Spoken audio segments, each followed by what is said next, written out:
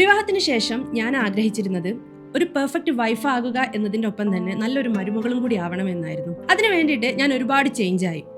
എൻ്റെ ജീവിത രീതികൾ ഞാൻ മാറ്റി, എൻ്റെ സംസാര രീതികൾ ഞാൻ മാറ്റി. എത്രയൊക്കെ ശ്രമിച്ചിട്ടും ചെറിയൊരു മിസ്റ്റേക്ക് വരുമ്പോഴേക്കും ഞാൻ ചെയ്തിട്ടുള്ള എല്ലാ എഫേർട്സുകളും പാളിപ്പോകുന്നതായിട്ട്, അല്ലെങ്കിൽ അതിന് മൊത്തത്തിൽ നമുക്കൊരു കംപ്ലൈൻറ്റ് വരുന്ന രീതിയിലേക്ക് എൻ്റെ ജീവിത സാഹചര്യങ്ങൾ മാറാണ്. എൻ്റെ ഒരു ക്ലയൻറ്റ് എന്നോട് ഷെയർ ചെയ്തിട്ടുള്ള ഒരു കാര്യമായിരുന്നു ഇത്.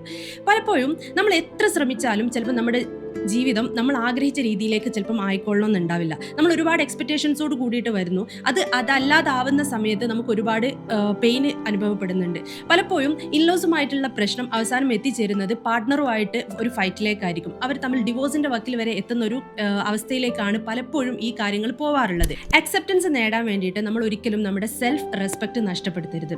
നമുക്കൊരു വാല്യൂ ഉണ്ട്, ഒരു ഡിഗ്നിറ്റി ഉണ്ട്. അത് നഷ്ടപ്പെടുത്തിയിട്ടാവരുത് നമ്മുടെ മറ്റുള്ളവരിൽ നിന്ന് സ്നേഹം പിടിച്ചു പറ്റാൻ വേണ്ടിയിട്ട്. സ്നേഹം എന്ന് പറയുന്നത് ഒരിക്കലും ഏൺ ചെയ്യേണ്ടതല്ല, അത് ഫീൽ ചെയ്യേണ്ട കാര്യമാണ്. അത് പരസ്പരം മ്യൂച്വലി രണ്ടുപേരും മനസ്സിലാക്കിയിട്ട് മുന്നോട്ട് പോയി കഴിഞ്ഞാലായിരിക്കും അവിടെ ബ്യൂട്ടിഫുൾ ആയിട്ടുള്ളൊരു ബന്ധം നമുക്ക് കീപ്പ് ചെയ്യാൻ പറ്റുള്ളൂ.